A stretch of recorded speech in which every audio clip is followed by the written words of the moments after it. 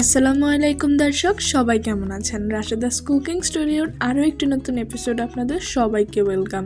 Italian, American বা Chinese যে খাবারই খাই না কেন, বাঙালির কাছে কিন্তু সবচেয়ে প্রিয় খাবার হলো মাছ ভাত। দুপুরের এই গরমে গরম গরম ধোয়া ওঠা ভাত এবং এক টুকরো মাছ হলে আর কি চাই। আজকে আমি আপনাদের সঙ্গে রুই মাছের খুবই সহজ এবং লোভনীয় একটি রেসিপি শেয়ার করব। আশা করছি রেসিপিটি আপনাদের অনেক ভালো লাগবে। ভালো লাগলে কিন্তু অবশ্যই আমাদের ইউটিউব চ্যানেলটি সাবস্ক্রাইব এবং ফেসবুক পেজটি ফলো দিতে ভুলবেন না। তাহলে চলুন আর বেশি কথা না বাড়িয়ে মূল ভিডিওটা শুরু করা যাক।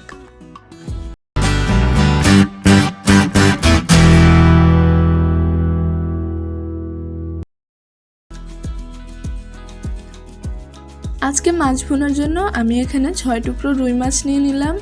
মাছগুলোকে ভালো মতো ধুয়ে পরিষ্কার করে নিয়েছি। এবার এর মধ্যে দিয়ে দিচ্ছি স্বাদ মতো লবণ, হাফ টিস্পুনের মতো হলুদের গুঁড়া, হাফ টিস্পুন দিয়ে দিচ্ছি মরিচের গুঁড়া, ধনিয়ার গুঁড়া দিয়ে দিচ্ছি হাফ টিস্পুন।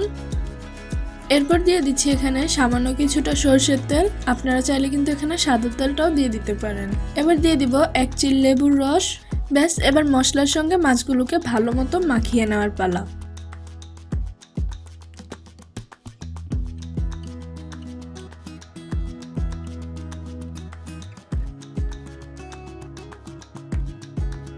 মাছগুলো মাখানো হয়ে গেলে আমি একটা সাইডে রেখে দিচ্ছি। এবার একটা পাত্রে দিয়ে দিচ্ছি পর্যাপ্ত পরিমাণ তেল। তেলটা গরম হলে আমি এখানে এবার মাছগুলো দিয়ে দিব।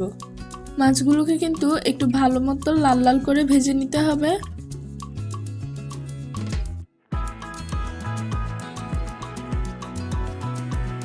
তো দেখতেই পাচ্ছেন আমি কিন্তু উল্টে পাল্টে মাছগুলো ভেজে নিচ্ছি।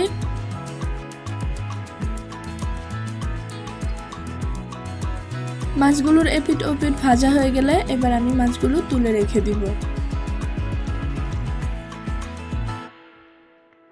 এবার একই তেলে দিয়ে দিচ্ছি আমি মেথি এবং কালো সরিষা। মেথি এবং সরিষা মিলিয়ে এখানে হাফ টিস্পুনের মতো আছে। এ পর্যায়ে কিন্তু চুলার আঁচটা একদম লো করে দিবেন। এরপর দিয়ে দিলাম আমি এখানে একটা তেজপাতা আর দিয়ে দিলাম 2টো শুকনো মরিচ। মশলাগুলো থেকে ভাজা একটা গন্ধ ছড়ালে আমি এখানে দিয়ে দিব মিডিয়াম সাইজের একটি পেঁয়াজ কুচি। পেঁয়াজটাকে এবার ভালো মতো ভেজে নিতে হবে। তো দেখতে পাচ্ছেন আমার পেঁয়াজটা কিন্তু খুব সুন্দর মতো ভাজা হয়ে গেছে। এবার আমি এখানে দিয়ে দিব 3 টেবিল চামচ পরিমাণ পেঁয়াজ, রসুন এবং আদা পেস্ট। এই পেস্টের মধ্যে কিন্তু পেঁয়াজের মাত্রাটাই একটু বেশি আছে।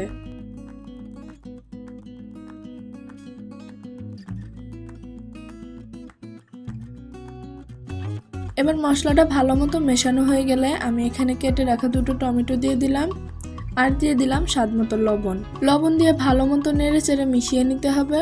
আর চুলার আঁচটা কিন্তু এ পর্যায়ে মিডিয়াম লোতে রাখতে হবে। এবার এর মধ্যে গুঁড়া মশলা দিয়ে দেওয়ার পালা।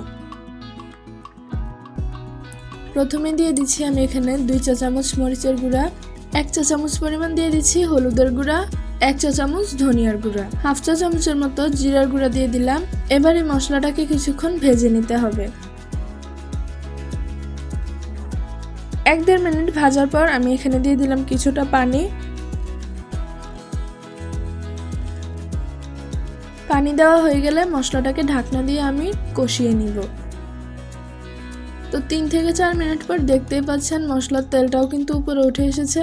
মশলাটা খুব ভালো মতোই কষানো হয়ে গেছে। এবার আমি আগে থেকে ভেজে রাখা মাছগুলো দিয়ে দিব।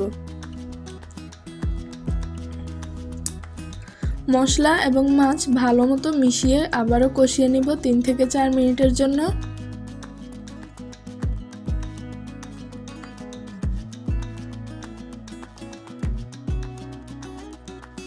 4-5 মিনিট পর ঢাকনাটা আমি উঠিয়ে নিলাম। দেখতেই পাচ্ছেন মাছগুলো কিন্তু খুব সুন্দরভাবে কষানো হয়ে গেছে। সামান্য নেড়ে চেড়ে আমি এখানে 1 কাপ পরিমাণ পানি দিয়ে দিচ্ছি।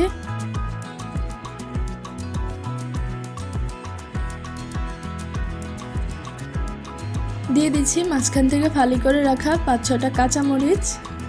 ঢাকনা দিয়ে রান্না করে নেব আবার আরও 3 থেকে 4 মিনিট। 3-4 মিনিট পর ঢাকনাটা উঠিয়ে কিছু ধনিয়া পাতা কুচি দিয়ে দিলেই কিন্তু অসাধারণ এই মাছের ভুনাটি একদম রেডি। আপনাদের রিকোয়েস্ট করব এই মাছের রেসিপিটা অবশ্যই বাড়িতে একবার ট্রাই করে দেখবেন। আশা করছি আপনাদের অনেক ভালো লাগবে। আর ভালো লাগলে কিন্তু আমাকে কমেন্ট করে জানাতে একদমই ভুলবেন না।